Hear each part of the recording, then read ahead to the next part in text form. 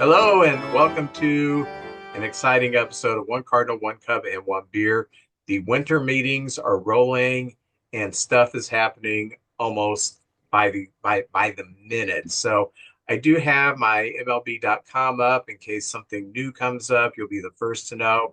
Actually, you'll know this like later because I won't put this up until tomorrow. So anyway, you get what I'm talking about. So anyway, if you want to get the housekeeping out of the way, make sure that you like us on Facebook.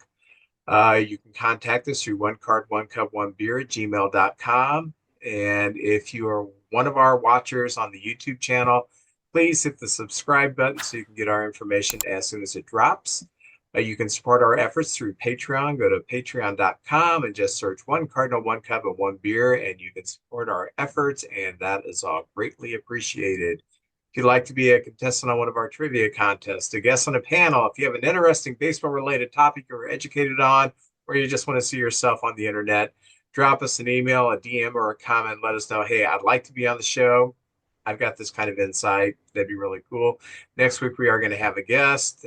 We have another guest lined up in January. So exciting things happen when we have guests because that way we really don't have to work that hard. We just ask the questions and let them do all the work for us. JJ is out having oral surgery today, and speedy recovery to JJ. So sitting in is Maxwell once more. Thank you, Max, for sitting in. And Yep. you've got some exciting news. Why don't you tell everybody what your exciting news is? My exciting news is that I am moving to Omaha to work at Amazon. So yeah, very excited. Great company, obviously. If I see Bezos, I'll tell him to buy the Cubs so we can have some richer ownership. Oh yeah, I don't know if he's got any interest in that. Um, and you'll be moving towards the end of January. You start January 27th, is it? Yep. So that's really cool. It's kind of a bittersweet thing. With five kids, um, I I I wouldn't say I'm used to it, but I've had kids move out of the area, move back in, move out, move back in, so on and so forth. But every time one of my kids moves, my oldest Tabitha, she moved to Florida for about a year, and then she moved to California for about a year. And Rebecca is in Memphis right now, and Max is moving to Omaha. It's bittersweet because as a parent, you love to watch your kids become adults and do adult things and make adult money. But as parents, you're also like, I kind of miss that person. So we are going to miss you, Max. But the good thing is we are in an era where I can just call or text or whatever anytime I feel like it and bother you at work. So Yep. that's kind of cool. So um, to get into the opening chat, a lot is happening, but let's start with the biggest news about the biggest contract ever in Major League Baseball. Juan Soto is going to the Mets, 15 years for 765 million, or about what Max is being paid by Amazon as a first time manager. So, but Yep. anyway, what do you think about the signing? Did it surprise you? Did the number surprise you? Did the Mets surprise you? Kind of what were you thinking that Soto's future was going to be? Well, I think just the total dollar amount was really surprising, especially in terms of present day value. Otani's contract with the deferral is only worth about 460 million in terms of present day value. Juan Soto, in terms of present day value, nothing is deferred. He is getting $765 million. In fact, if he opts in, the AAV goes up to 55 million per year. So he cleared Otani's contract by $300 million, roughly, if not more, if he opts in. Um, and the big thing that is was surprising me is that he got that opt out. I think it's after the fourth or fifth year, so he could choose to re-enter the free agency market as the 30-year old. And if he's as good as he is now, he'll probably get more money. To be completely honest, so I thought the total amount was surprising. I don't think the Mets are surprising. Um, we know how this new ownership, Steve Cohen, he's going to spend the money, he's going to pay his guys, and that's just the price of a future Hall of Famer. Like this is basically the closest player to Ted Williams we have today, so you're going to pay him, that amount of money. I think the big difference that I see Otani versus Soto is Otani is a two-way player. Mm-hmm. Soto is strictly he's not pitching and Yeah. he's not a great fielder either. So Mm-hmm. you're paying that kind of money for the bat. Now, uh, to be honest, the bat is maybe the best in baseball. His discipline at the plate, his eye, hand-eye coordination, his ability to hit with power, hit to the other field, hit basically where he wants is amazing. So you are paying for and I hate to put it this way, but he is more skilled as a hitter than Otani, believe it or not. I mean, you do.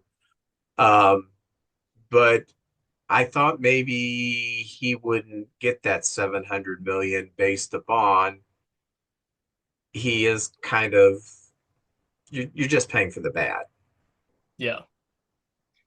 So, I think age is certainly a big factor. I mean, he's 26. He's been in the league long enough to hit free agency. I mean, since he was 19, like the bat is just that good.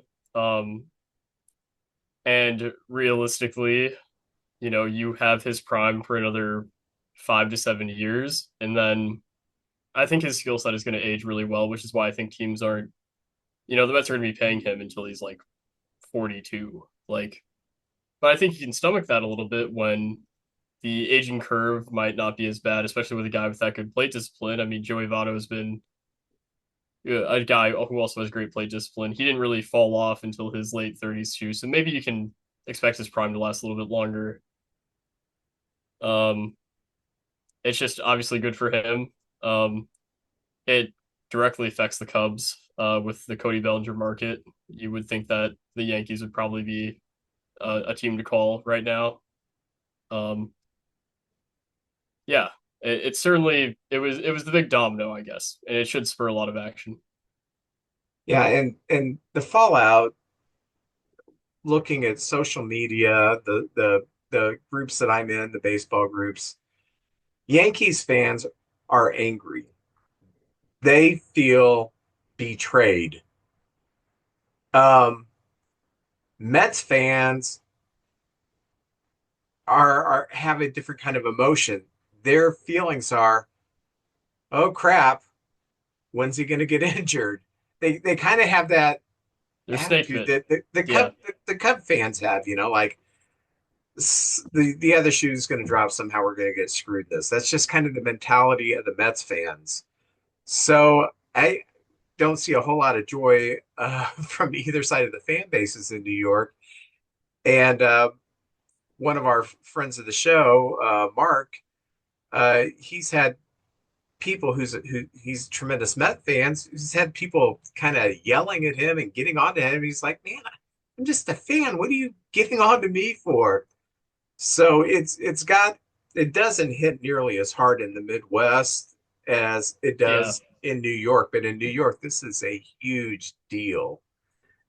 So I cannot fathom that kind of money, but one thing I do applaud the Mets for, I'm just not a fan of these deferred payments because you've got a business model that says we are going to continue to bring in money. We're going to continue to win. There's going to be no hiccups. And that's really not the case too often in baseball. I mean, things happen, injuries happen. Fan bases, even in Atlanta, those years when they won 13 straight divisional titles, uh, towards the last 5 years of that run, they were not selling out playoff games because the people had become kind of apathetic and numb to the success. So I just don't like the business model of saying we can defer everything because it hinges on variables that you don't know are there in the future. Hmm. What are your thoughts on that?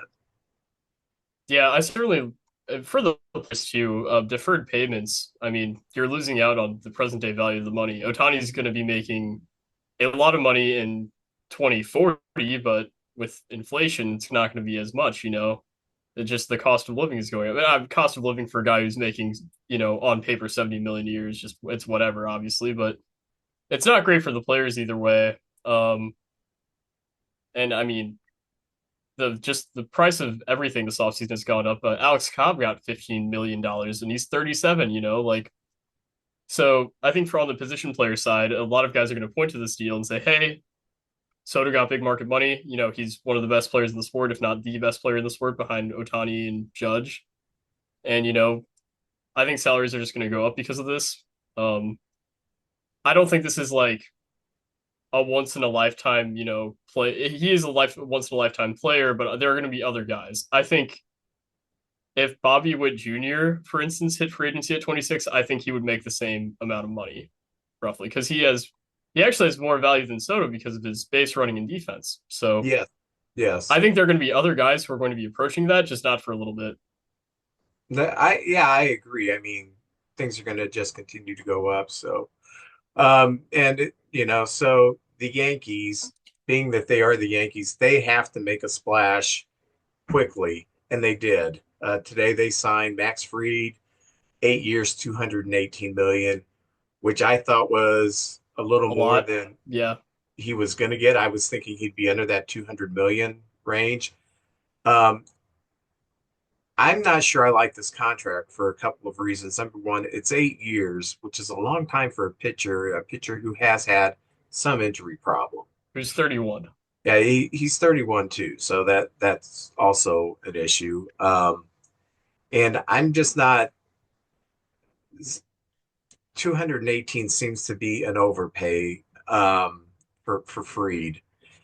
That's something I would have expected more for Corbin Burns. So Who might be making closer to 300 now yeah, after yeah, which that will definitely contract. take the Cubs out of that. Yeah. So, um, did you expect Freed to get that many years and that much money, or what were you No, looking I for? thought he would be closer to I thought the AAV would be lower than the Snell deal. I thought he would get more like a John Lester type contract, like it was like 6 for 150, maybe a little bit. That's probably something a little bit short, but it's still maybe 6 for 180, like 30 mil a year. But yeah, Burns is going to make a lot of money. He's going to get paid. Yeah, and I don't like paying pitchers past a lot of money past usually Hmm. like 36 or so because Yeah, um, the arm just gets weaker unless you're Justin Verlander. I don't know. or Scherzer basically. Yeah, Those are the two I can think of. yeah, yeah. Um, and what would have been huge news in New York, but it's just kind of went under the radar because of the Soto thing. Clay Holmes is going to the Mets, As and a starting pitcher. you like Clay Holmes coming to the Cubs during the season. You thought that that would be a good fit. Hmm. What do you think about that, going to the Mets and joining the rotation? Mm, I mean, I think he's a guy whose kit could translate well to that. It's and he started in the past, I believe, for the Pirates, right? So Yes.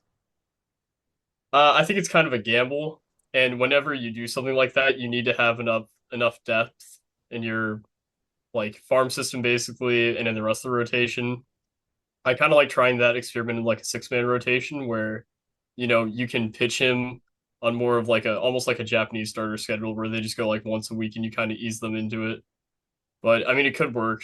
Jordan Hicks got moved to a starting pitcher and he was pretty efficient, although he didn't really pitch deep into games. But eh, it's a gamble. Well, did the Mets go with a six-man rotation considering uh, Senga is used to pitching in that six-man rotation or that 5 day off rotation in Japan because they do have a scheduled day off during the week. I think it's Sundays or Mondays, something. They don't have any games at all. So, being that Senga was hurt, do you think maybe they're going to try to keep him on a 5 day rest and maybe do like a Maybe. not a strict six-man rotation, but a floating rotation where, Hmm. sometimes you put Holmes into spot start, he's long relief. I think his days of closing are probably over. Yeah. Unless Diaz falls apart again. Yeah, it's just tough. I feel like the Mets got Juan Soto, and obviously they made it to the NLCS, but I still think they need a lot of work as a team. And I don't think this offseason is like close to being over for them. I did see a report that they weren't in on Freed at all, but I'm going to Freed with that many years, and it's such a commitment for, you know, a guy who's like outside of his last injury has been pretty consistent. And but I feel like he's more of a two than a true ace, if that makes sense. I guess all of that Braves pitching staff obviously had Spencer Strider until he got hurt, and he's clearly the ace of that rotation. But yeah, the Mets are an interesting team, and I don't even know if they're better on paper than like the Braves at full strength, if that makes sense. Yeah, I certainly think the Braves are better on paper at this And point the in time. Phillies aren't slouches either. I mean, Yeah, and to keep up with the Joneses, the Mets needed Juan Soto because the Braves are just going to get healthy, and the Phillies aren't going anywhere. So yeah, the Mets. I don't want to say it was a fluke, but they got hot at the right time, yeah, and the Braves were injured, and the Braves were running on fumes going towards the postseason. So you know they were going in two different directions. So I kind of look at the Mets last year like the Diamondbacks 2 years ago. They were fortunate enough to get hot and healthy at the right time and rode that into the last spot in the playoffs. So, um, yeah, good for the Mets. Let's see. Let's see how Clay Holmes says for them. So, with all the dominoes falling between the Mets and the Yankees, what do you think about this? We're not sure where Pete Alonso is going to go, but we do know this: Anthony Rizzo is not going back to the Yankees. Do you see a scenario where Alonso goes across goes to the next island, however they do it, the next borough in New York, and is signed as their first baseman? yeah. I think if they don't trade for Bellinger, yeah, um, they need a first baseman. I think they might go after Christian Walker, and honestly, in terms of contract value, I might prefer Christian Walker on a shorter term deal, especially if I'm the Yankees. I Um, I can't see anybody giving Christian Walker more than 3 years. Guy's gonna be yeah. 35 next year. Hmm. And people think, how can he be that old? Well, he was blocked by Goldschmidt for years. So, um, yeah, that would be interesting. Christian Walker, 3 years for like 100 million. I could see that is a Yeah. viable contract. Um, Especially with the Freed signing being so expensive. That might just be a better value play. But that I have the mindset that I have a Cubs front office mindset where, we're not going to spend for the best players because, we cry poor every year or whatever. But that's what I would do personally if I were the Yankees. I'm not. I don't. It's not that I don't like Alonso. I don't think he is as valuable as his baseball card numbers are. Hmm. He's not a good fielder. He's kind of an aloof dude. Yeah, he's just kind of strange, and that's not me saying that. That's the rumor that he's built a different way. Um, he had that 50 home run. I think it was his rookie year, but that was a year in which the ball was really Yeah. jumping out. This is juice ball. So I think we're looking at a guy who does hit his 30 home runs, a low batting average, and besides the big home run he hit in the playoffs, he's not known for coming up with the big moments. So, when the Cubs have been connected with him in a trade, I haven't been too. I'm not so sure that that's what I would want to do. So let's get out of New York. This Finally. this just came up right before I got on. Um, Andreas Jimenez has been traded from Cleveland to Toronto. And we don't know what Cleveland, at least we didn't when I started this podcast, we didn't know what Cleveland was going to get yet. Have you heard anything? Yes, it's for Spencer Horwitz and minor league outfielder Nick Mitchell for Andres Jimenez and Nick Sandlin. Do you Spencer know it? Horwitz is a first baseman who hit pretty well in his cup of coffee for the Jays. Okay, so he's probably the primary guy because I Yeah, think he's they're he's the looking. main guy. Yeah, The big thing is it's more so Cleveland shedding his salary yeah, he is getting because paid a he lot, and his OPS went down, way down, like over yeah 100 uh-huh points. he's not a good hitter. Yeah, He's like Nico Horner if Nico Horner was even better defensively and was less apt with the bat. yeah, and is he making he's making like It's like 25? 19 like this year, then like it goes up to I think like 22 or 23 mil. Okay, So that, and that's a lot of money for Cleveland, who's having issues with mhm. TV revenue, like a lot of teams are at this point, including the Cardinals. And I argue that including the Cubs, it's just not above board with the Cubs. There's some issues with Marquee, if you ask me, which is why we're being so cheap. So I liked this guy going to the Cubs and playing third. Wasn't going to happen. Willie Adames has signed with the Giants, 7 year, $182 million, basically the same contract that we gave Dansby Swanson 2 years ago. Adames has more pop than Swanson. Um, Not quite the fielder Swanson is. What are your thoughts on Willie Adames going to the Giants? I'm glad he's out of the division. Felt like he always killed us. And it makes the Brewers worse. So always grateful for that. But See, I yeah, think I mean, I can see it. I think it was Thairo Estrada wasn't the answer for the Giants, and they go out and get like I guess their franchise guy after missing out on Correa and Judge and Otani, so they finally got one. one thing I like about Adames that um, is an intangible is he seems to be a leader on the field, and Yelich is not quite the leader that Adames was, and I think they're going to maybe feel that. But every time I think that something bad's going to happen to the Brewers, they just keep going. So I'm not really. I'm not going to go there. I'm not going to go there. I'm not going to do it. But I think the Giants are doing good in getting Adames, who seems to be a leader, seems to be a very competitive human being, which is only going to be good in San Francisco. You brought this one up. Alex Cobb to Detroit for 15 million. A lot. It's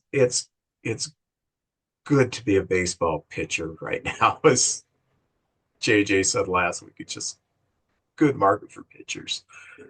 Alex Cobb, who I think is 52 years old now, has been pitching since the late 40s. Who was he with last year? Was he with Cleveland? Was it? I honestly don't know. I 'Cause I think he made a playoff appearance for Cleveland. Let's see. He Yeah, he pitched for Cleveland, but he only appeared in 3 games. But he pitched pretty well in those 3 games. So yeah, Yeah, he 16 or yeah, 16 innings, 5 runs. He pitched well. yeah. So, all right. Um, the Dodgers signed Michael Conforto to man center field for them. Conforto did not have a good year in his 1 year with the Giants. He only had a 1.3 WAR for the Giants. Um, this is kind of out of character for the Dodgers to get a piece as opposed to let's go out and try to find a stud. Were you? I think he had a weird year. I know a lot of his batted ball metrics were a lot better than the slash line he put up. Um, I know Oracle Park isn't great for guys with this skill set. So I honestly, the Dodgers are such a smart front office that like this will probably work out for them. I wouldn't be surprised if he puts up like an 850 OPS and with decent defense. Yeah, it's not easy to hit in San Francisco. Adamas may have a little bit of offensive regression due to that too. I do like what Baltimore did, signing Tyler O'Neill and Gary Sanchez to be their backup. With Sanchez, you got a veteran presence backing up um, Adley Rushmore. And with Tyler O'Neill, that's instant pop anywhere you play him, DH, put him in the field, um, pinch hit him, use him for the golden batter or whatever the heck that is. That's never going to happen. Um, at least if that happens, we're going to stop doing the show, by the way. Um, I liked the year Tyler O'Neill had. He started off hot, he got injured, and then when he came back from injury, his batting average dropped a bit, but the power was still there, and he finished with decent numbers. So I like that. But Tyler O'Neill, I don't see him as anybody looking for him to be a full-time player anymore because he's just too injury prone. So he's someone that they're going to probably be selective in their spots for him in the lineup. And they're so loaded with talent, um, they have to get everyone else in the lineup. Now they are losing Santander, so um, I guess that's where he's going to get most of his at bats. Um, but I like the signing for Baltimore, and I think that keeps them a little above the Yankees in the division. Hmm. Did it surprise you that the Luis Severino went to Oakland Yeah, or a little whatever bit. it's called? Uh, the Athletics, I guess. That's Yeah, what they are now. Yeah, I think it's a little bit surprising.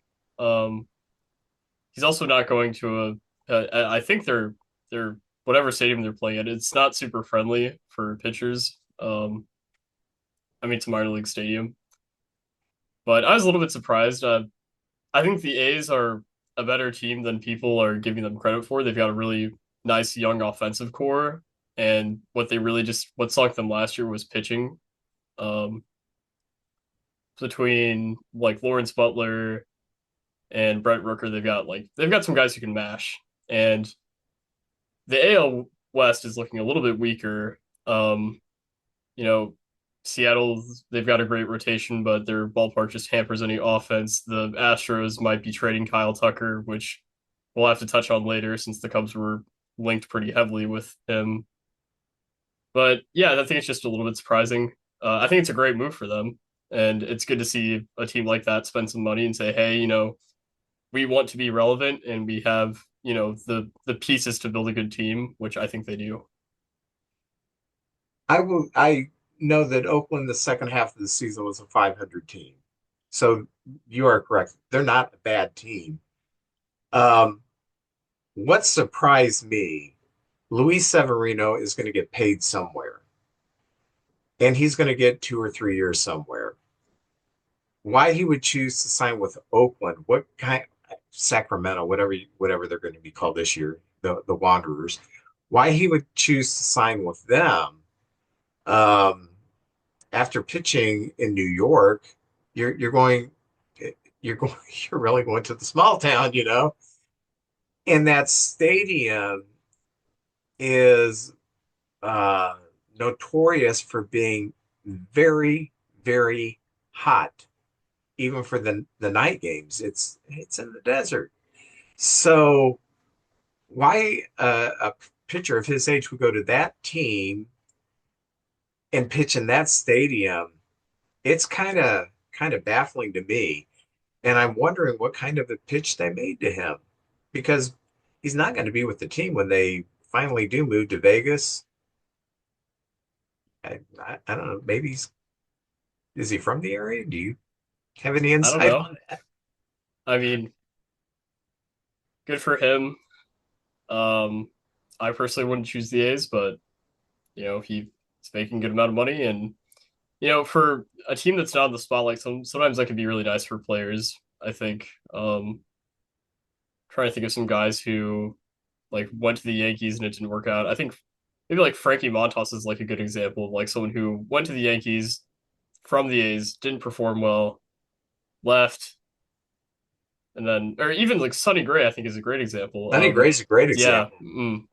he seems to do better in smaller markets. Yeah, years ago, way before your time, because I was a teenager, uh, there was a really good pitcher, not a great pitcher, but a really good pitcher named Ed Woodson who went to the Yankees and he couldn't pitch in New York. And it got so bad they would only start him on road games. They wouldn't start him at home games anymore because it just got into his head. And then when they got rid of him, I don't know where he went. I know he came from the Giants, and I'm trying to think of where he went after that, which is escaping me. He kind of got back on track, kind of like a Sonny Gray did with the Yankees. I remember when Sonny Gray was with the Yankees. I thought his career was just over. I thought he just and then he goes to the Reds and rebounds and Hmm we've got some live excuse breaking me. news. Nathan Eovaldi, who I liked as a Cubs target, is staying with the Rangers on a 3-year, $75 million deal. Okay, well Makes that's sense. sounds Not like too his ballpark. surprising. Yeah, Yeah. very good. Uh, Tampa signed Danny Jansen, and I'm only mentioning that because Danny Jansen was rumored to be a target of the Cubs. Carson Kelly or Um, bust. yeah, so now we're looking at Carson Kelly or uh, that Tice guy being our backup pitcher. I don't know. Aroldis Chapman signs with the Red Sox for 1 year, and I think that's a good signing if he pitches well and the team wins. That's great. If he pitches well and the team doesn't win, he's going to go to a contender at the trade deadline. So worked out good. And I'll get into the transaction that really, really, really makes me sad. Mike Tauchman has been signed by the White Sox. First of all, what did you think about Mike Tauchman uh, being non-tendered? I thought that it gave him an opportunity to go and potentially start elsewhere. Um, I think he would start on the White Sox. I think you By would start on the White Sox. It's true, but by WAR he would have been their best player last year. And it makes sense. They can start him, and if a team likes him at the deadline, they can pick him up as a really cheap fourth outfielder. Um, Obviously great for him. He doesn't have to move. He's from Palatine, I believe, so he's a local guy. So and he's making a good amount of money. He would have made around that, I think, in ARB. So you know, good for him. Good for the White Sox. They get a little bit better. Would you have liked to have seen him stayed with the Cubs? I know why they did it. They're trying to open up some space to get Casey, Alcantara's, some of these players who are on the verge. They want to open up some space so they can get some major league at bats, whether full time, part time, coming up for a stint, whatever, however it's going to work out. And Hap isn't going anywhere, no trade. Suzuki may not We be going also, anywhere. well, yeah, we got to talk about that later too. Yeah, we'll talk about that later. And then PCA is going to be in center field, so he was going to be the fourth outfielder. My issue is if we are serious about contending for this division, the division's wide open again. He was one of the best fourth outfielders in baseball. I would have loved to have seen us kept him for one more year and held on to him because even when he doesn't start, we don't have a player who comes off the bench and gives you the professional at bat that Mike Tauchman does. Yeah, and And it's really hard to put rookies in that position too. yeah, yeah. From what I know about Owen Casey, he's a swing and miss guy. So he's probably not going to give you the kind of discipline at bat that you are just going to have with a veteran who's in his 30s, who's been around the world basically playing baseball. Hmm. Um, Alcantara, I saw him a little bit last year on the major league level, and I've seen Alcantara in a few minor league games. He seems to me to be at least a year away from really becoming a part of a major league roster. So I just think hanging on to him for another year would have been good, but they don't listen to me. They don't I listen to me either. call them up, they don't listen to me. So, uh, all right. One more thing that I think is great news. Dick Allen and Dave Parker are elected to the Hall of Fame from the Classic Era Committee. And Dave Parker was iffy for me. Dave Parker kind of had a donut career. He was great in Pittsburgh. He was the best player in baseball, 77, 78 in Pittsburgh, led him to a World Series, 79. Um, and he was an MVP. Then he had the drug issues, and he had some years where he had about a 3 or 4 year period where he just had a lot of problems. He got over that, and then the second half of his career, he resurrected himself. In the first half of his career, he was the best fielding right fielder in baseball with a cannon for an arm. Just Google the 70, I think it was a 78 All-Star game when he uh, threw out two runners, one at third, and then he threw out Brian Downing at home. Just a tremendous arm. The second half of his career, he wasn't great defensively. He'd gotten uh, older, more slow. You don't get slow. He lost some speed, and he went to the American League, spent some years as a DH, but he certainly had great numbers. A 290 career hitter, um, 300 and close to 350 home runs. Dick Allen was the National League's best hitter um, this side of Willie Mays throughout the 60s. And Dick Allen, the only reason he wasn't in the Hall of Fame, no, there's two reasons he wasn't in the Hall of Fame. His numbers don't look so gaudy because his prime was in the 60s, which was dominated by pitching. The second issue with Dick Allen is he was Dick Allen. He is going to say what was on his mind, and to stuffy ownership, they didn't like that. To the press, which at that time was a lot more, um, let's just keep everything nice and quiet. He was just way too outspoken. And one thing that I mean, I'm happy for his family, but Dick passed away a few years ago. And sometimes I wonder, oh, why are you putting in people who died? You've already screwed them out of enjoying that honor.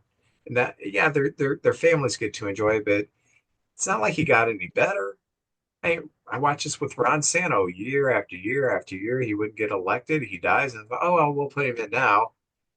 He didn't get any better after he died. He hadn't actually gotten any better for 40 years. He hadn't played for 40 years. Sometimes I don't get that. Tommy John, I thought would possibly get into, but he did not get in. So at least we know this year, before we have the first or the I guess whatever they call it, the primary ballot. Hmm. At least we know we've got two going in, and Dave Parker, I know he'll give an excellent speech. So, uh, you have anything else about general news? Uh, I don't think so. A lot of Cub and Cardinal news though, even though they didn't really make any transactions. Well, I'll get started with Cardinal news, and I thought this was interesting. The Cardinal front office has come out and said that their intention is to trade Arenado. They're not bringing him back. They are getting rid of him somehow, and they will maybe even eat some salary to get rid of him. When you make a statement like that, it's really awkward if the player doesn't get traded. Yeah, So I see Arenado as he's past his prime. I'm not saying he's bad. I'm saying he wasn't what he was a few years ago. I see him fitting on a contender, and I hope he does, and I hope he gets a deep run in the playoffs because he's been such a great player for a long time. I see him as a good fit going to a contender who can put him at the sixth or seventh spot in the lineup, get great production towards the bottom of the lineup. He's not the defender he used to be, but he's still a much very, very much above average defender. And I would like to see him go to a contending team. And I think that's probably what the Cardinals are going to try to do is find a good fit that will be best for him.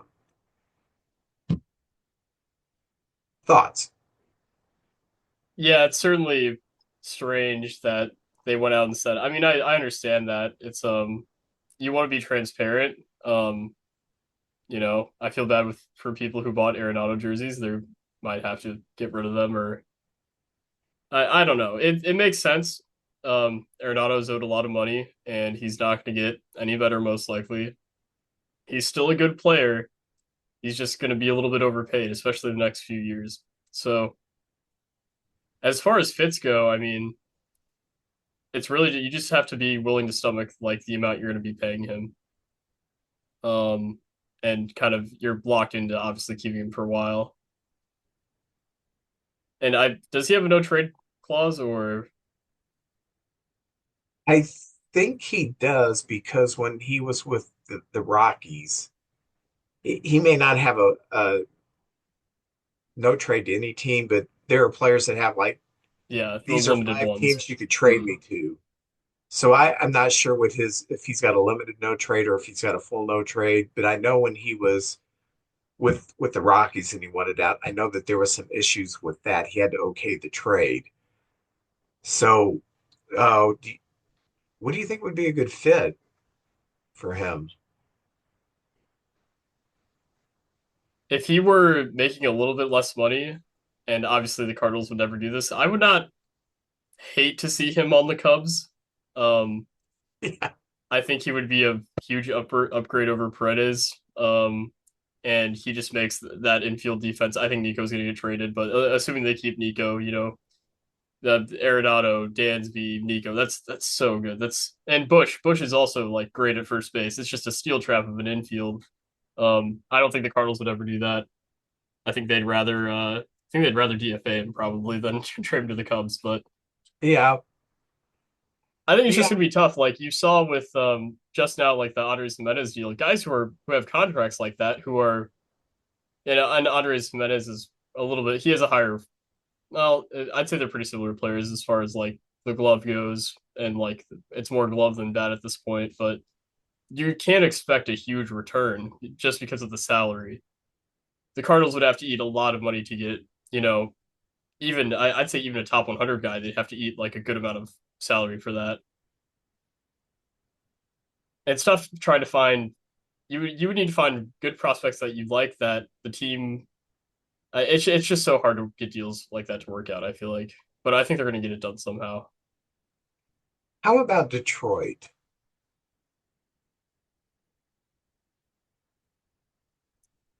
Do you think they want another overpriced guy who's clearly on the decline, who's a great defender, No, but but he's not. yeah, he's no Javi Baez. He's never going to fall to the place Javi Baez. Javi Baez doesn't have the mindset to maintain being a great player. He's he is what he is. He's going to swing at everything, every slider 2 foot off the plate. He just is, and so he's not never going to be that productive hitter. Once the league realized we don't have to throw this guy a strike, no one's throwing him a strike anymore. Um, uh, Arenado's a much better hitter. He's a Um, league average hitter. As of this year, he he's a was much better exactly hitter. league average. He's a much better hitter than Javi is. That's what I'm saying. Uh-huh. Yeah. But for a young team that made the playoffs to get a veteran on there, and if the Cardinals eat some of that salary, I kind of think that would be a good fit. That that's me thinking out loud that maybe going to a place like Detroit would be something he would be open to.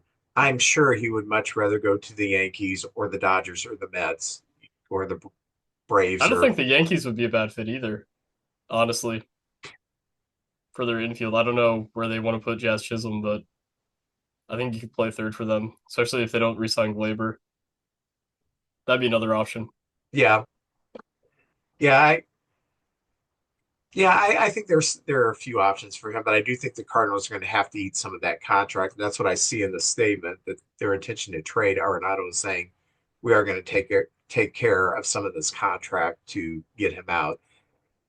Um, but I understand why they said it. They said it to as a goodwill thing. We are Yeah. intending to not drag him through this rebuilding program that we're doing. Uh-huh. But once you say that, you almost have to trade them. Yeah. Um, so they've kind of backed themselves into a corner. The Cardinals they are definitely in a rebuild mode. Hmm. Um, I'm And the just good not. news is that I think for Sonny Gray they're going to get real value just based on the price of pitching. He's not overpaid and he's a good three on a contender, maybe closer to a two at his peak. Um, but they're going to get good prospects this offseason, at least from Sonny Gray. What I'm worried about with the Cardinals, and not like I'm worried about the Cardinals. What I'm worried about with the whole thing is we are the Cubs. We've been through rebuilding before. The Cardinals are not used to this. And I'm not sure how well the fan base is going to accept it this year. And when I mean accept it, I mean, are they still going to reach in their pockets because they stopped doing it last year and forking out money for the tickets? Are they still going to pay for the Cardinal games, which coming up this year, you're not going to have a package. You can actually just pay for the app, which is what we plan on doing because MLB TV blacks out all the Cardinal games. So my wife is a Cardinal fan, cannot watch them. But I'm not sure if the fan base is going to accept that. And as an observer, I see it necessary for where they are now. They're at a point they have to rebuild. Their veterans are too old to hang on to. They're not close enough. Um, we haven't had to rebuild for a few decades. Now's the time we have to do it. And part of rebuilding is you got to get rid of some value to get value. And I'm specifically talking about do they trade Helsley? It makes sense to trade Helsley to another team because you're going to get he's at his peak right now of his trade value. If I'm Cardinal management, I'm in a rebuild. I trade Helsley. Do the fans understand why they're trading Helsley though? Or do they say, "Oh, they're being cheap. They don't want to win." Blah blah blah blah blah. You know how fans who don't think with their brains, who think with their emotions are. Well, I could also to you this way. You know, technically the Cardinals finished second in the division this year. They were tied for us with they won 83 and 79. They finished above 500. That's kind of I think that's what separates like kind of big market teams from small market teams is that if the Yankees go 83 and 79, they can just spend money to get themselves out of that deficit where the Cardinals, they basically have to shed payroll with their TV situation. And, when you don't have a great prospect pipeline, that's like most of their guys are a little bit farther away. It's a fairly weak system. You kind of just are forced to do this. Like, which sucks because theoretically, a lot of the deals they signed are these guys would be in their prime, like or close to it. Like Arenado's a little bit older, but he's not like ancient. This is the second or third year of Contreras' deal. Third, yeah. Third year. And then they just signed Sonny Gray. It's just tough because you're put into the situation where you thought you were going to be competitive, but you're just kind of a middling team and you don't really have enough talent coming to kind of support, what you're trying to build yet. It's just tough because you have to kind of half-ass it and then tear it down again, which the Cardinals are in the spot where they kind of just have to. Um, But the good news is, I know we've been a little bit down on the Cardinals. They did hire the right guy to do this. Shane Bloom is a great front office executive completely rebuilt the Red Sox farm system, and they kind of scapegoated him. So I think they're going to be fine. It's just going to there are going to be some growing pains. They might be bad this year, which is okay. There's nothing wrong with that. Yeah, I think if you're honest with your fan base, this is what we're doing and this is why we're doing it. Not just honest, but making sure that the message is understood by the fan base. We have to do this. We have a television contract that has just completely blown up in our face. We don't have that revenue anymore. Um, we have gotten to a point where we have aging veterans and a lot of younger players. We can't just keep saying we're going to hold on to the aging veterans because they are going to get worse. And young players, you don't know if they're going to get better. So they're going to have to do some things and restock that pipeline to make sure that for every open position, they've got two or three. Um, excuse me. Whew, allergies are terrible today. They've got two or three guys in the pipeline. They think this possibly could be a starter one day, a contributor. So I hope the fan base understands that as a whole. I don't like, you know, I don't want to see the Cardinals win at the expense of the Cubs. I don't. But last year I went to two games and I hadn't seen the stadium that empty since the late 80s, early 90s. And I just don't like to see that. It's not good for the city. It's not good for the economy downtown, and it's certainly not good for the morale of the fan base to just basically say, well, they don't want to win. It's not that they don't want to win; they're building to win in the future. So, you know, I would like to see that they would make a splash and trade Housley and get maybe two really legitimate prospects for him for a team that is looking for a closer. They seem to be down on Gorman now because he's got a lot of swing and miss. Um, Gorman is, I think, if you're down on him, shop him around a little bit and see what you can get for a team that is just looking for someone to bop the ball out of the park every now and then. I don't know. So, You got to be careful with that because they're going to trade Gorman to the Rays, and then he's going to hit 40 home runs, and then it, it'll just be another. that's the team I was thinking. The Rays are a perfect landing spot for him, and he will go there and he'll hit 40 home runs, and Hunter Biggie will close 40 games, and they will Yeah. catch the Yankees. Oh, Oh, the good news is that the Cardinals did secure the number 5 pick in the lottery, so they have a high draft pick, and I I think that the draft pool is looked at as a pretty strong draft pool this year. So to get the number 5 pick, they're probably going to get someone that they're really high on. Finally, with Cardinal news, they named Larry Day as director of player development, Carl Kochman as director of performance, and Matt Pierpont as director of pitching. What's that mean to you? Same I thing it don't means know. to me. I'm just announcing it. So um, I can speak from an unbiased point of view. Um, I like the direction the Cardinals are going. Um, I they had a team that was really good until like 2015, and then they've had a team that has been okay. There are some years we're going to make the playoffs. We're never going to be serious contenders, and they've kind of just been stuck there for almost a decade. And I think it makes sense at this point in time. Tear it down a little bit, take a few years to rebuild it, and then reassert our dominance in the division. That's that's actually the game plan that I think they need to do. That's what they're doing. I Yeah. like it. So what's going on with the Cubs?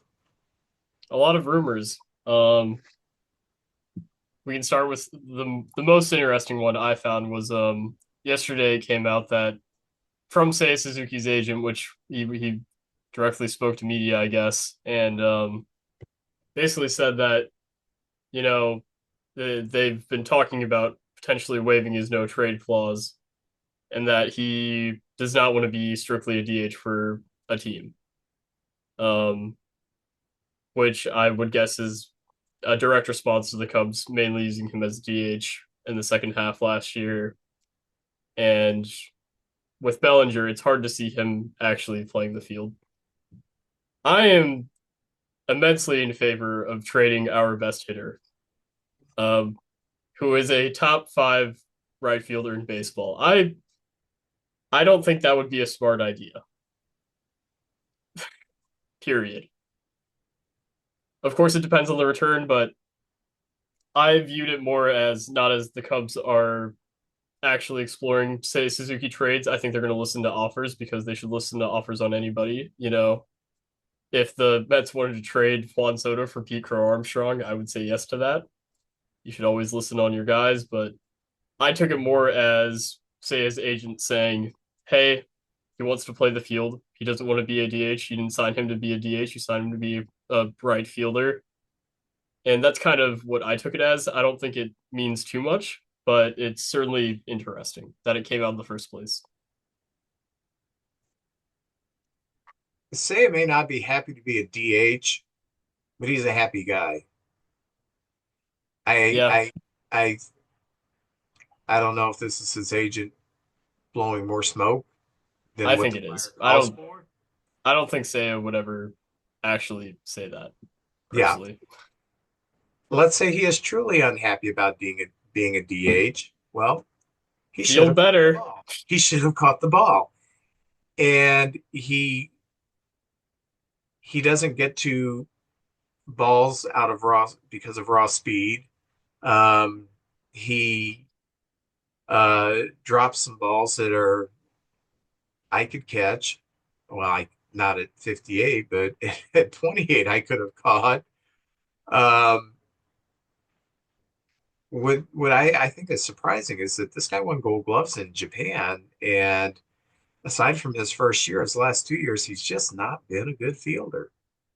Yeah, I think he's put on a lot of muscle, if I had to guess. Um, and that might be why he's just slower. Now, I don't think he's that bad. I don't think he's as bad as people make him out to be. And when you've got to like Pete Crow, when you've got Pete Crow Armstrong in center, you can kind of afford to stash, a worse defender in right. In fact, I wouldn't be opposed if they do end up trading Bellinger. I'd be fine with him playing right field, having KCDH. I don't think that's the end of the world or anything. Especially if you, this is a critical time to have great relationships with Japanese players ahead of Roki Sasaki's posting. Um, I don't know. It felt like a lot of posturing to me, and I don't think it's the end of the world if he actually plays the field. Suzuki and Sasaki have the same agent, by the way. Yes, that's important to note.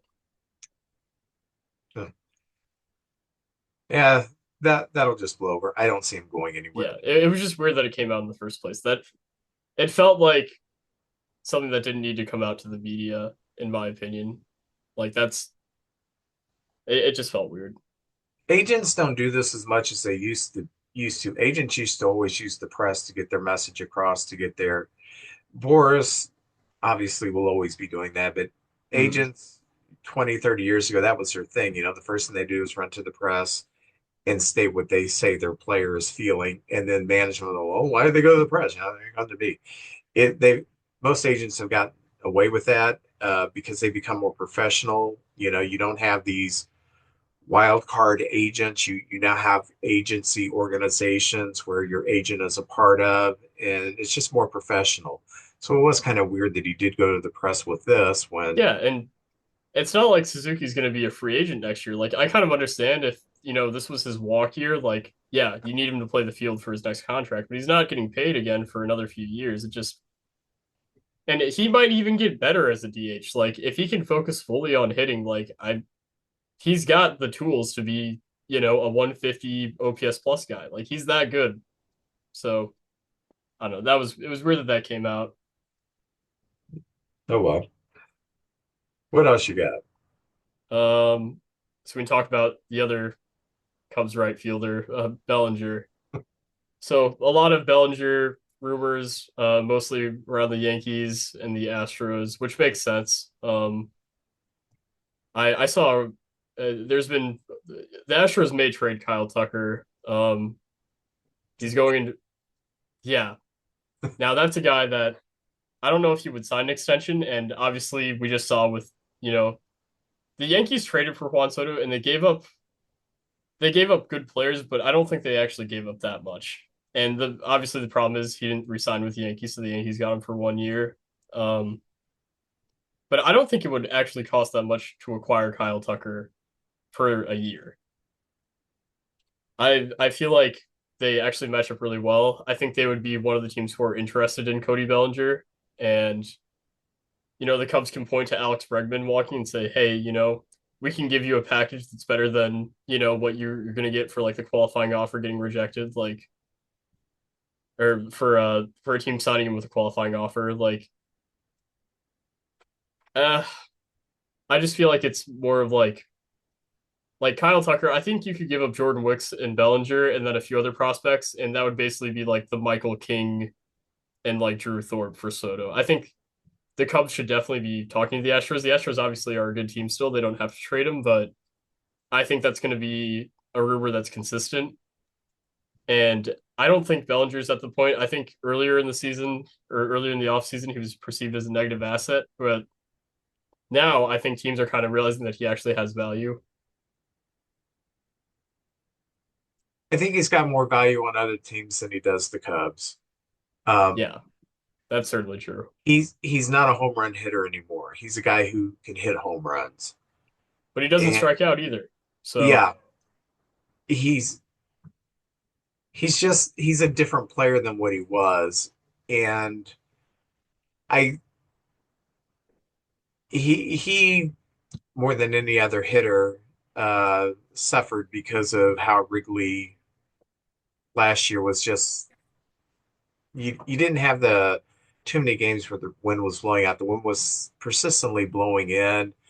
It wasn't a good hitter's park last year, and he hit a lot of deep fly balls. Um, on the Yankees or on a team with a short right field, I could see him maybe getting close to 30 home runs again. Um, the Wrigley Field is not the best hitting atmosphere for him. At least the way it worked out last year was not the best hitting atmosphere mhm, for him. So yeah. Or I saw a mock trade where we would send Paredes to the Astros in a deal for Tucker, which makes a ton of sense for the Astros because of the Crawford boxes. If he's just going to pull fly balls all day. perfect park for him. It Yeah, is. and the Astros would get a younger, controlled player for a few years in exchange for basically a rental bat. So what I really like about this offseason so far is that the Cubs seem to be very active in the trade market and they seem to be listening in on a lot of guys. They seem to be in on Crochet quite a bit. Um, and I think the proposed asking price for Crochet that I've seen floated around being like two top 100 prospects, I feel like that's pretty high. Although the price of pitching this offseason has gone up quite a bit. But it's a good sign to me that the Cubs are actively exploring ways to take this team. Like Kyle Tucker would make this a playoff team. Garrett Crochet would make this a playoff team. Like not those moves in isolation, but in conjunction with the trade for Eli Morgan and Matthew Boyd, and if they're probably going to sign Carson Kelly, that seems like kind of a slam dunk at this point. Like those are the types of moves that make this a favorite to win the division, which the Cubs sorely need. They need an ace, or at least a huge impact bat like Kyle Tucker.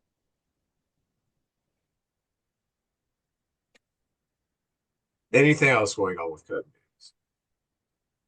Um, they've been active in the bullpen market.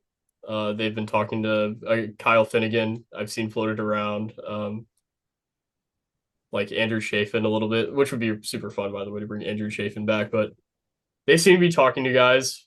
Kind of Jordan Romano signed with the Phillies, who I think would have also been a good fit. But like guys in that kind of like who are going to get either a 1 year deal at like 8 to 10 million, or guys who are going to get 2 year deals with like maybe 6 to 7 million. Like they seem to be more active in those parts of the market, whereas in previous years they've just kind of, you know, they haven't been super active as far as like free agents go. Like Hector Neris is like the one guy who they actually paid for, and obviously that didn't work out, but good to see. Yeah, the last few years it seems like they've thought, okay, we've got great young arms, and that's going to be our bullpen, and we'll just go out and get one or two to fill in the gaps. This year it's like we've got great young arms, but we're going to bring in everybody we can who can throw the ball halfway decent, and we're going to have this big pool of arms to choose from to put together our bullpen. So we're not in a situation where a few injuries come and we don't know what to do because we just don't have anything ready.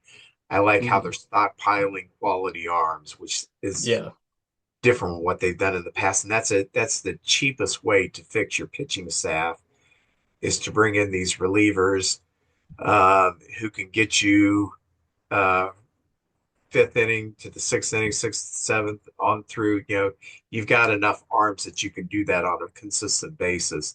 And I do like the way they're building this bullpen. And everybody screams how bad the bullpen was last year, and they were terrible until until they the got second half. fixed. Second Yep. half of the season, they were, I think, the best bullpen in the National League and maybe baseball.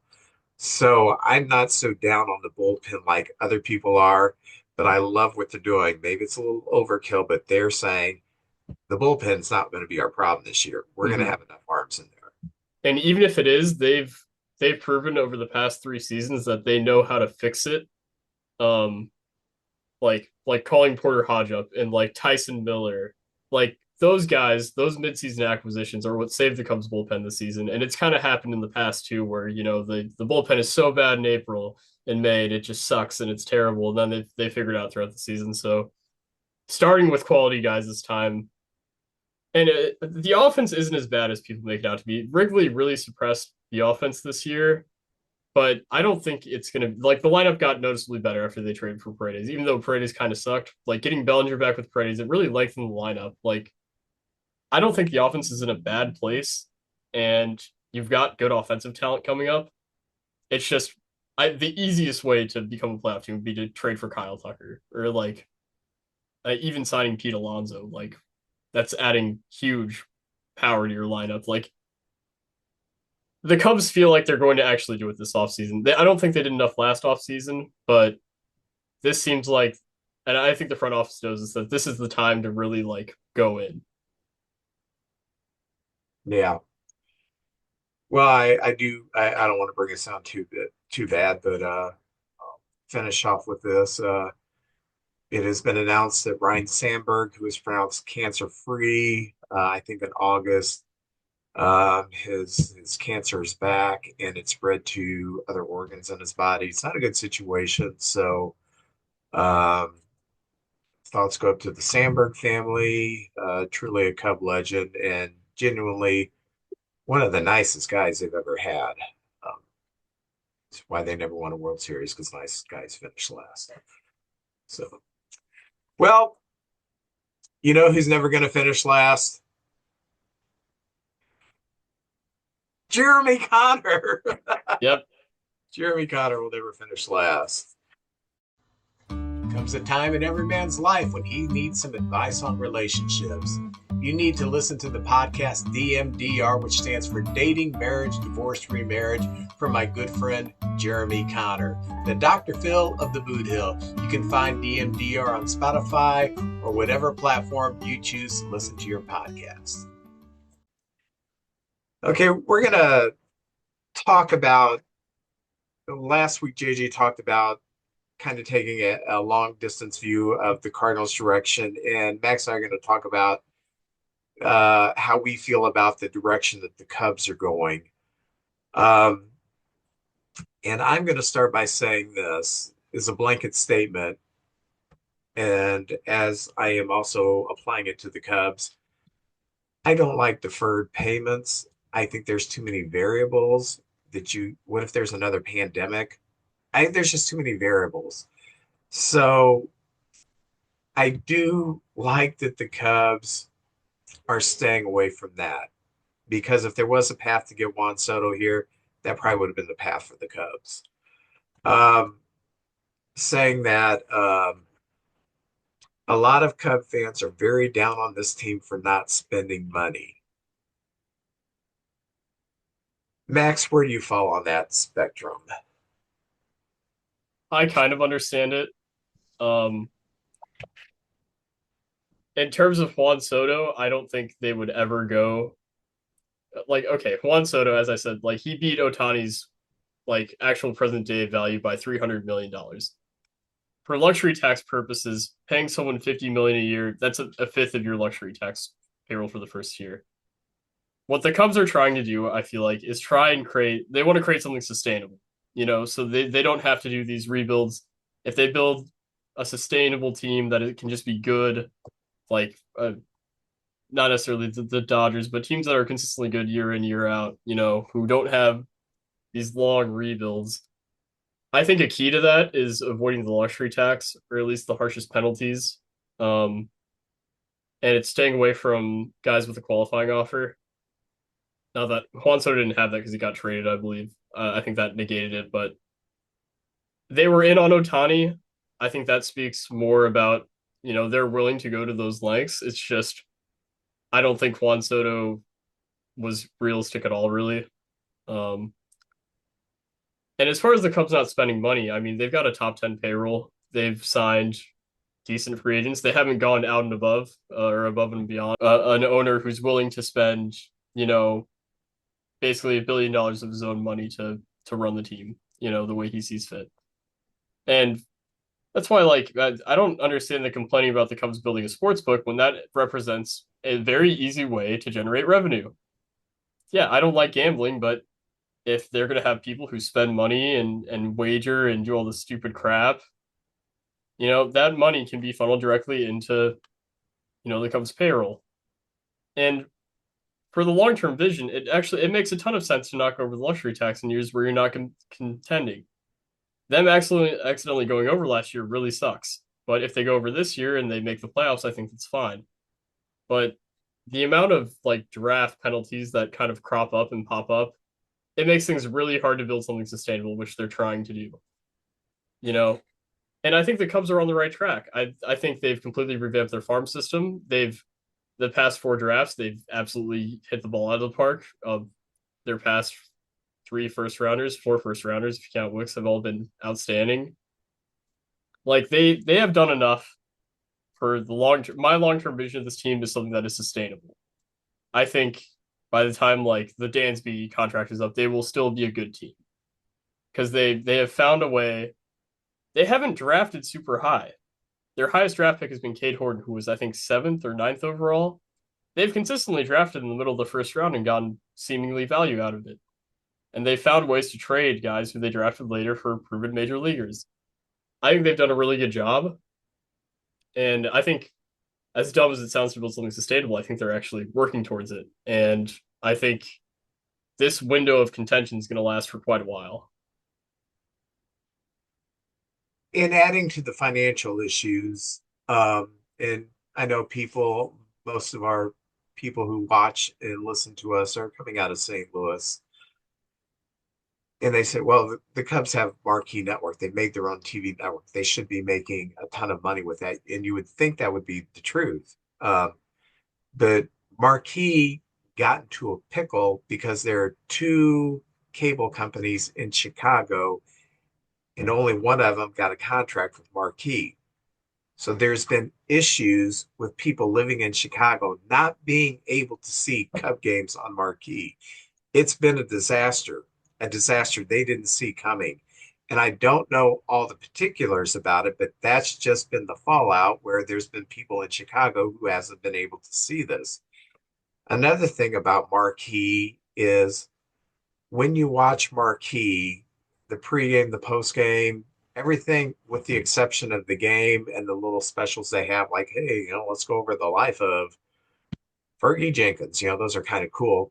But the pregame, the postgame, and everything, it looks like ESPN or the MLB network. It doesn't look like a home town broadcast of a pre and post game show. It's lost that charm.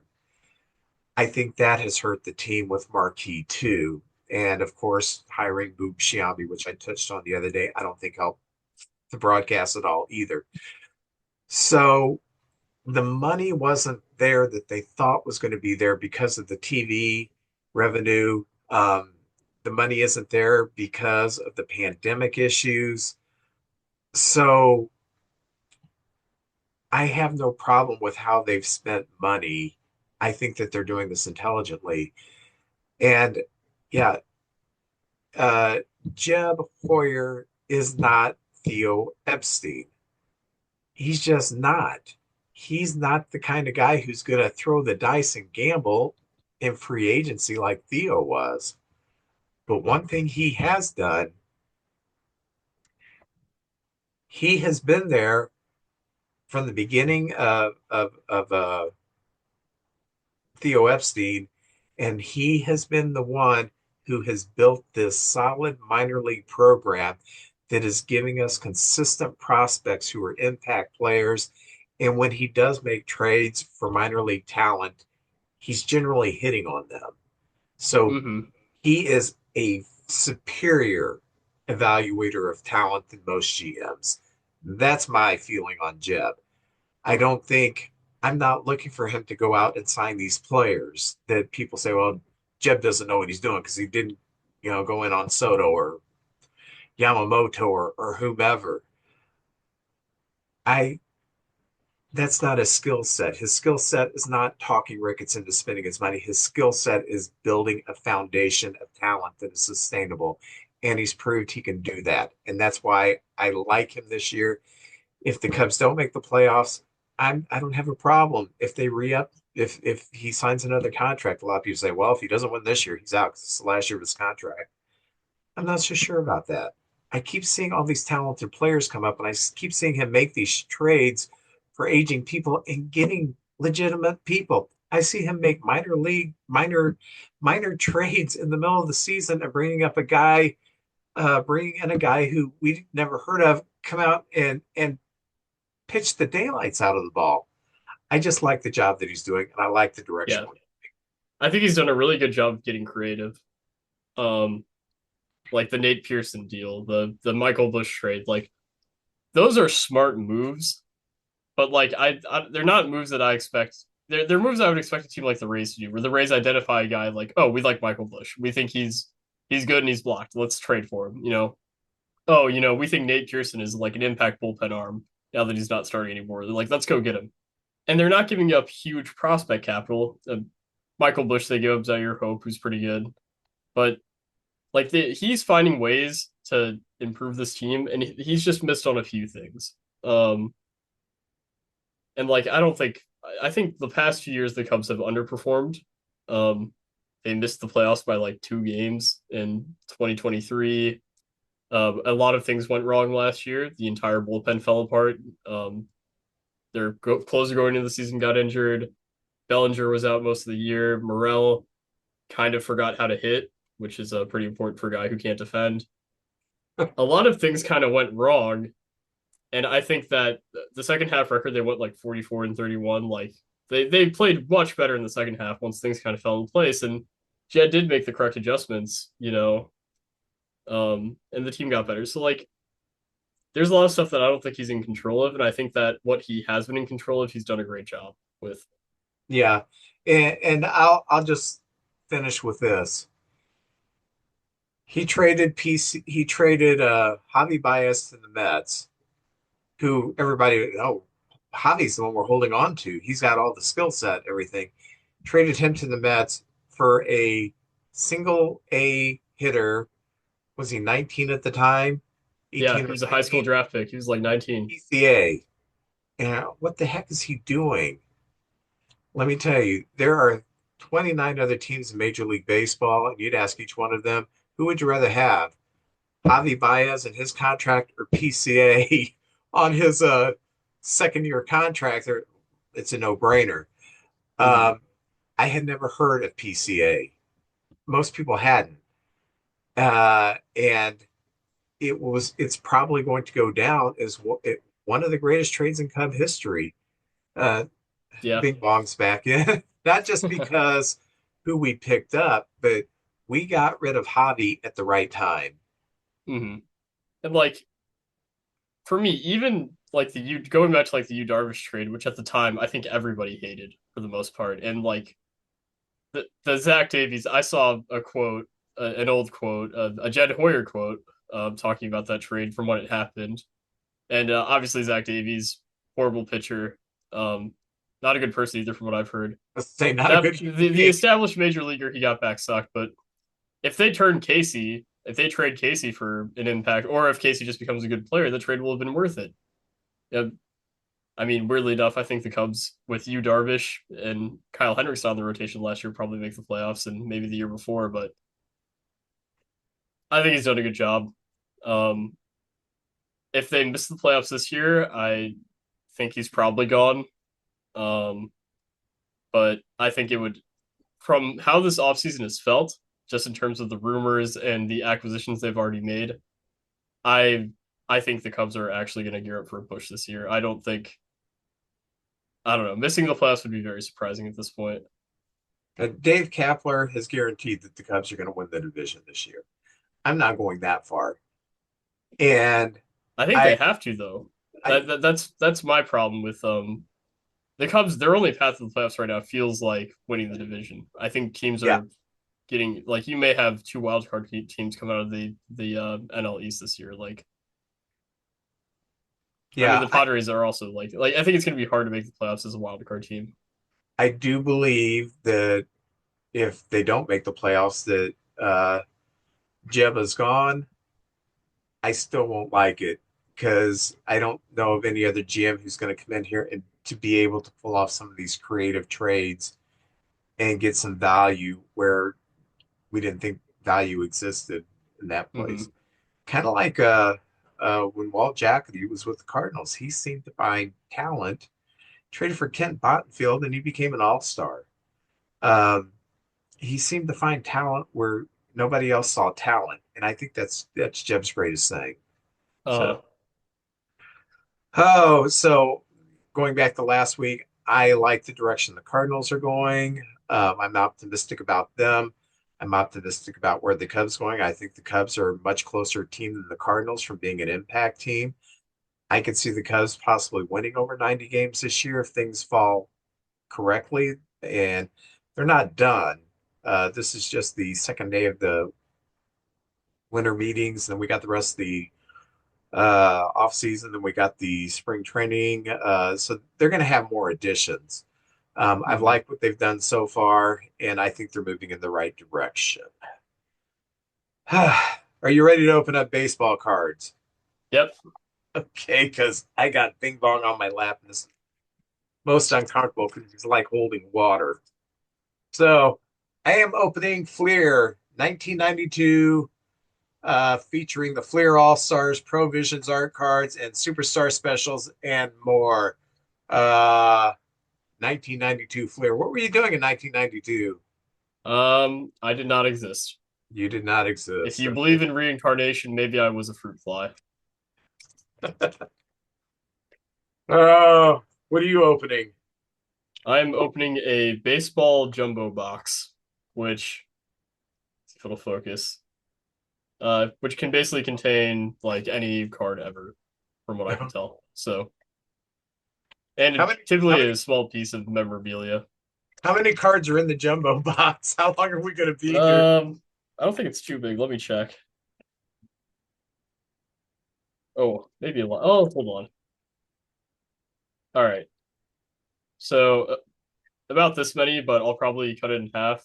And it did actually. What I'll do is I'll open. It came with a Donruss triple play, 15 baseball cards in a triple play game card. So I'll open this up. All right. Well, I'll go ahead and get started. Um, Start off with infielder for the Cincinnati Reds, Luis Quinones. Diff Decent career. Oh, for the Yankees, the left-hander.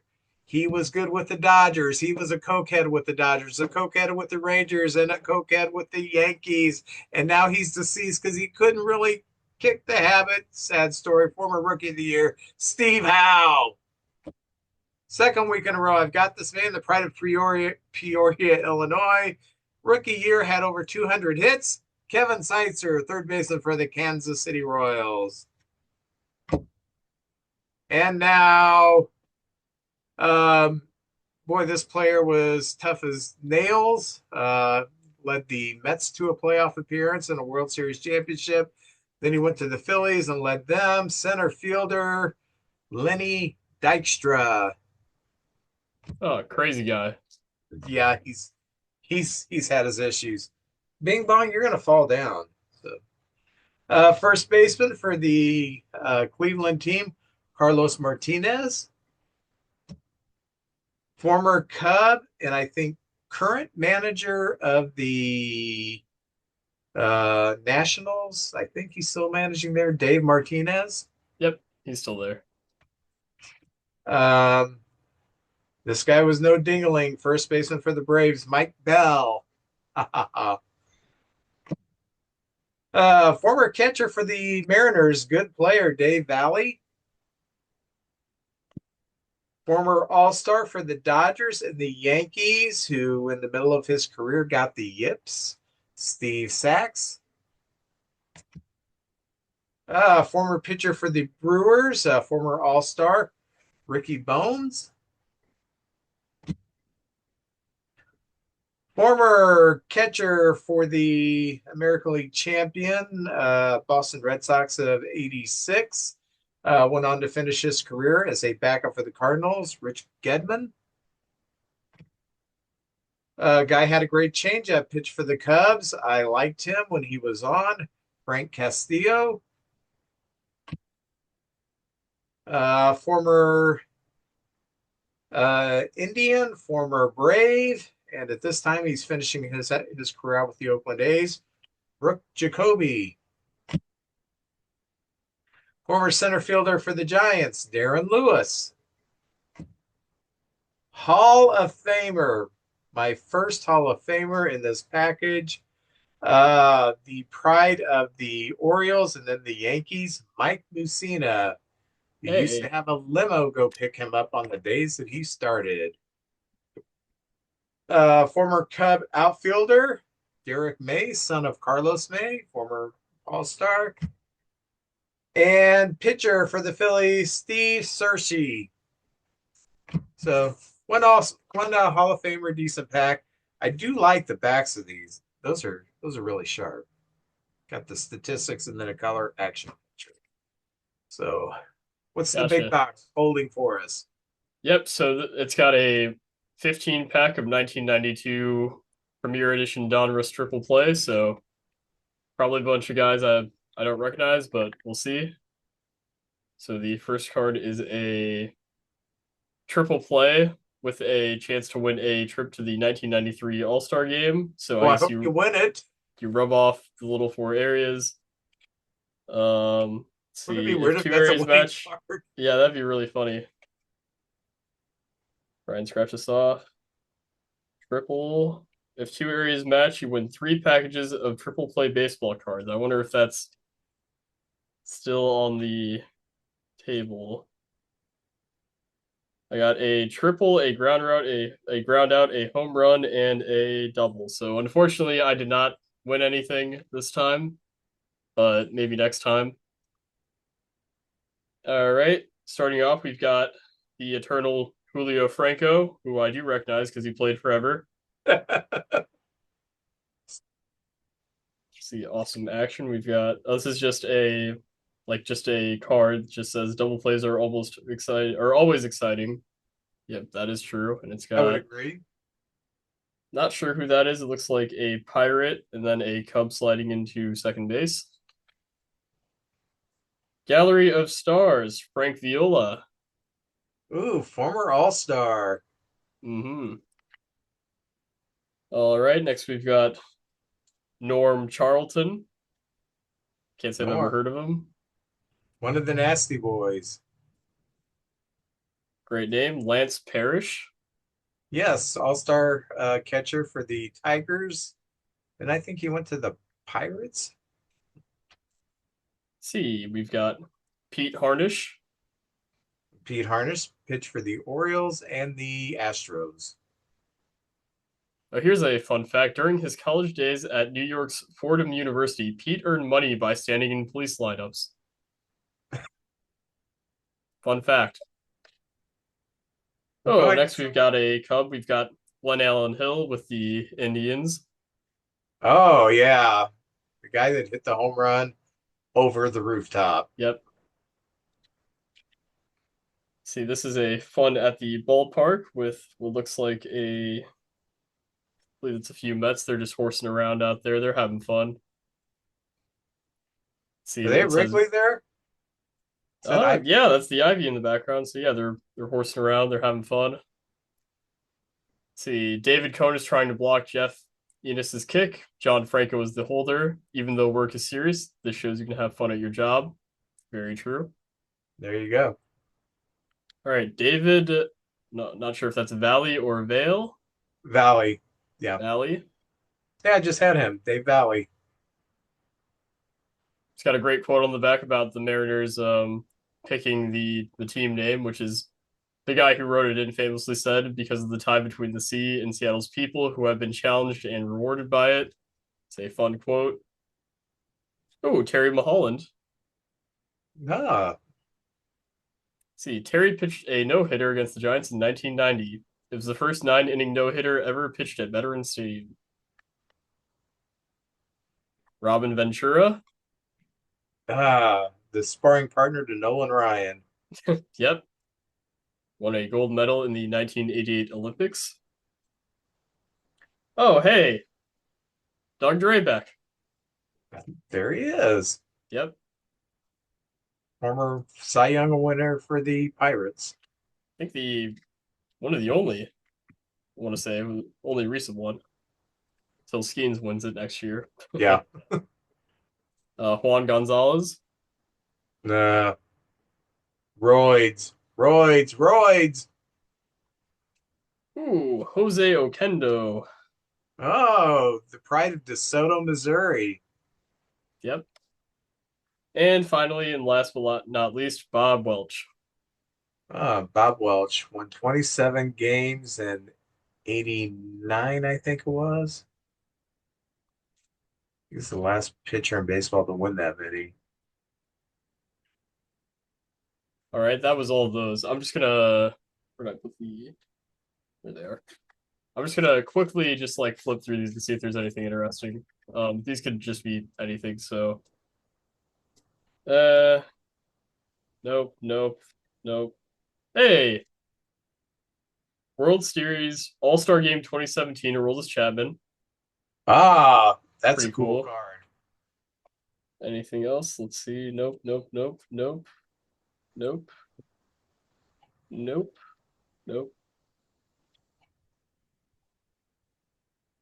Hey, this guy's on ESPN. Dan Plesac. Yeah, former Cub. Yep. Hey, Barry Larkin All-Star National League card. Hall of Famer. Yep. Got at least one.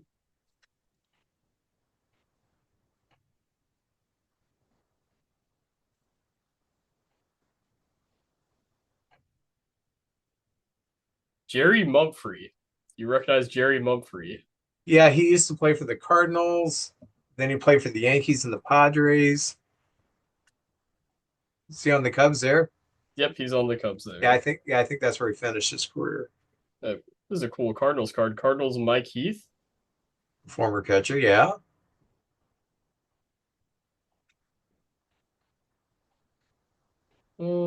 Anything else? A little over halfway done. Oh, Roberto Alomar, Blue Jays. Hall of Famer. Yep. Hey, Bobby Bonilla. Always fun to see. Still getting paid. The first Paul deferred O'Neill. contract, Yep. yes. I also have. Did you get Ray Quinones earlier, or was that a Yes. different? Yeah, I've got one here. And I think that's oh hey, Bud Black, uh, Okay. current Rockies manager. Kevin Blankenship.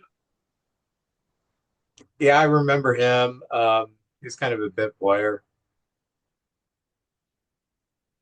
All right, and that was all of the interesting players. All right. Well, Max, how are you spending your time before your job starts? Lifting weights and enjoying life. Oh, well, that's good because you will never get this much free time until you retire. Yep, So enjoy. another 48 years. So All right. Remember, next week we have a guest coming in, and she is a lifelong Brewers fan. And I'm going to interview her. Her name is Kim and JJ. And what they're going to talk about is what they went through emotionally, what they went through with their fan base during the 1982 World Series, that classic where the Cardinals beat the Brewers in 7 games. So, till then, have a great week. Thank you for joining us.